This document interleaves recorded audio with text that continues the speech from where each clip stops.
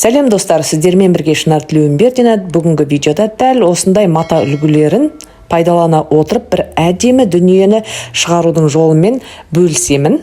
Ол үшін керекті матамызды дайындап аламыз. Жоғар жағындағы артық нәрселердің барлығын матамызды бүлдіріп алмайтындай етіп суырып алып тастаймыз. Осы үлгідегі ең үлкен матаны астына қойып, және түс үйлесімділігіне қарай осылай 4 түсті таңдап аламын. Достар, менің арнама тіркеліп, лайк басып, комментарий жазып, өз достарыңызбен бөлісіп, қоңыраушаны басуға ұмытпаңыздар. Осы түстердің арасынан өзіңіздің көңіліңізден шыққан 4 түсті матаны аламыз. Мінекей, мен осы түстерге тоқталдым. Қазір дәл осы 4 түске ою ойып, ішін сыртын қолданатын боламыз. Матадағы жоғар жағындағы клейін қиып тастасаңыздар болады. Мінекей. Енді осы 4 бұрыштарымызды өлшеп аламыз. Мінекей, 17-17 сантиметр. Дәл осы 17 сантиметрге қағазымызды дайындап алып, бүктеу әдісін видеоға мұқият болыңыздар.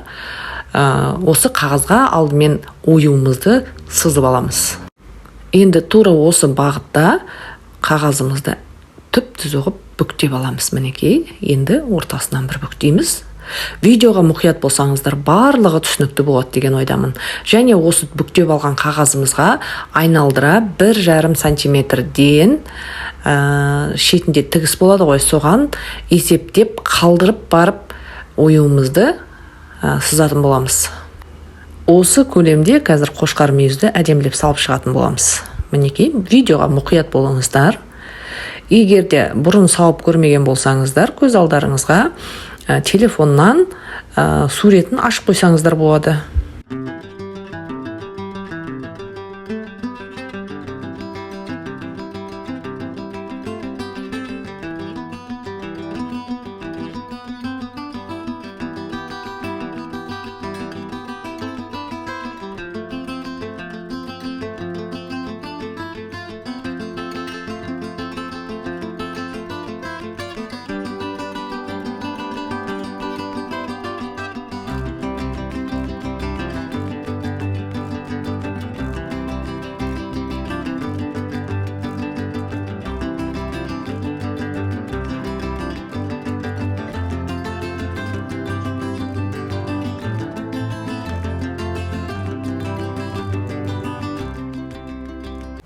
Оюымызды сызып, қиып алған болсақ, матамызды дайындайық. Ол үшін бізге осындай паутинка деген түрі керек болады. Екі жағында да клейі бар. Осы 4 бұрышымызға дәлділеп кесіп аламыз, қиып. Оюымызды осы матаға ойып, екінші матаға жабыстыру үшін керек болады. Сондықтан міне матаның үстіне дәлділеп паутинканы қойып, мынандай аракул деген сатады. Канцтоварларда осының екінші беті керек болады бізге. Осыны қойып үтіктеген кезде жаңағы паутинканың екі жағы бірдей клей ғой, соның екінші жағы жабысып қалмайды. Мінекей, немесе самоклеющий обойлардың екіншіні лақтыра саламыз ғой, бетін соны. Мінекей, қазір ыстық үтікпен бір басып шығамыз. Болды, дайын. Жаймен аламыз, ыстық болып тұр, бұны кептіреміз. Дәл осылай барлығын жасап аламыз. Паутинкамызды жабыстырдық, суыды, одан кейін артығын осылай қиып тастаймыз. Келесі біздің екінші оюымызды да ойып аламыз. Ол үшін осындай 4 бұрышты қағаз, матамызбен бірдей интернеттен өзіңізге ұнаған оюды тауып аласыз. Мінекей, маған осы ою ұнады. 4-ке бүктейміз, 1,5 сантиметрден шетінен қалдыруды ұмытпаймыз. Ортасынан тағы бір бүктеп, дәл осы суретті қазір қарап отырып, қағаз бетіне түсіретін боламыз. Видеоға мұқият болыңыздар.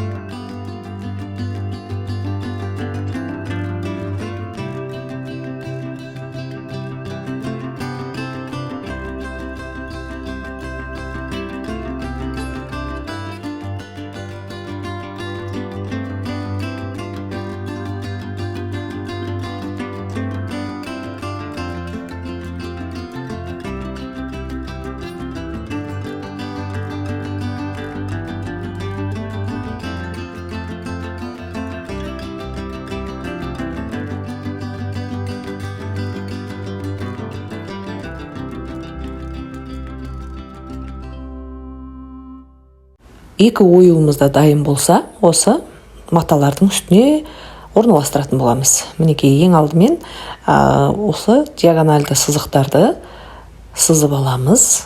Ол бізге оюдың түзу тегіс түсуіне керек болады. Оюдың ұштарын тура осы сызықтардың үстіне келдіреміз. Сол кезде дұрыс тегіс жататын болады. Мінекей, мына бұрыштарының бәрінің осы сызған сызықтардың үстіне келтіреміз. Мінекей, үстінен ақырын бір басып, жаңағы паутинканың үстіне ақырындап бассаңыздар жабысады. Сонымен осы қағаздың өзінен ақ әдемілеп қаламмен үстінен сызып шығамыз.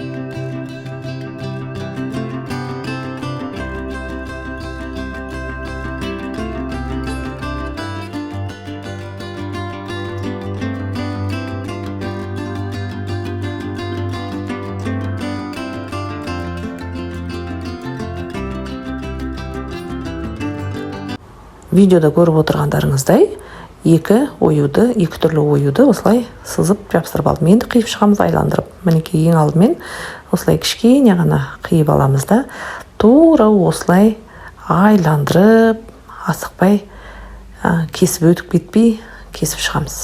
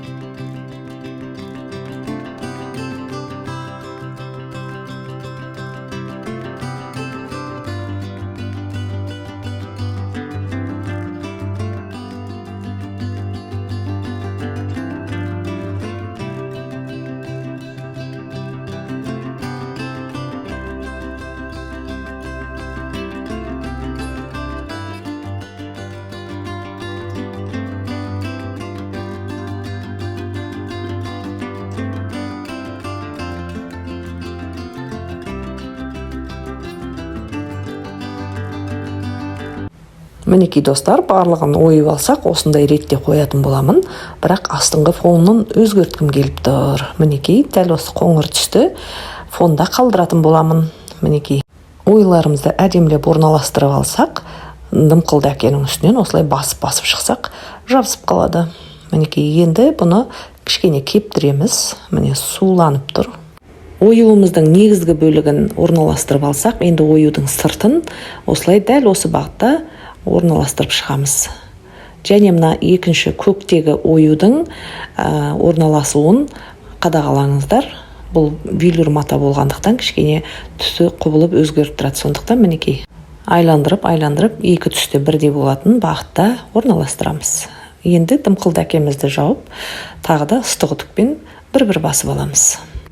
Жапсырып алған оюларымызды машинкамыздың зигзагымен әдемілеп бастыра тігіп шығатын боламыз. Машинкада жақсы жүру үшін үтіктен кейін біраз кептіріп аламыз. Енді оюымызды бастырып тігу ғана қалды. Ол үшін машинкамызды настройка жасап аламыз. Зигзагқа саламын. Оның зигзагтың жалпақтығы 2,5-3-ке қойдым, және жиілігін 0-ге қойдым. Кеттік, бастырып тігеміз. Және достар, сары түсті оюымды көк түспен, көк түсті оюымды сары жіппен тігетін боламын.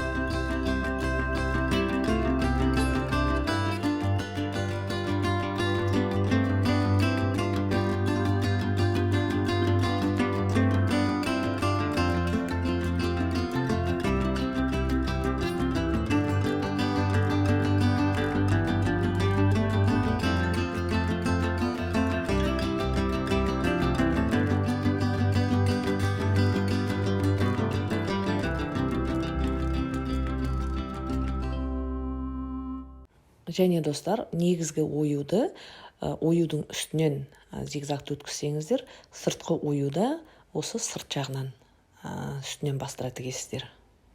Достар, менің жасап жатқан жұмысым ұнап жатса, лайк басып, комментарий жазып, өз достарыңызбен бөлісіп, жаңа туындыларымды жіберіп алмау үшін қоңыраушаны басып отыруды ұмытпаңыздар. Барлығы түсініктірек болсын деген ниетпен кішкене видео ұзақтау болды, айып етпеңіздер. Мынау бастырылып тігілмеген кезі бастырып тіксеңіздер, осындай әдемі болып шығады. Дәл осы оюлы құрақтармен не тіккенімді келесі видеода саламын. Назарларыңызға көп рахмет. Келесі видеода кездескенше.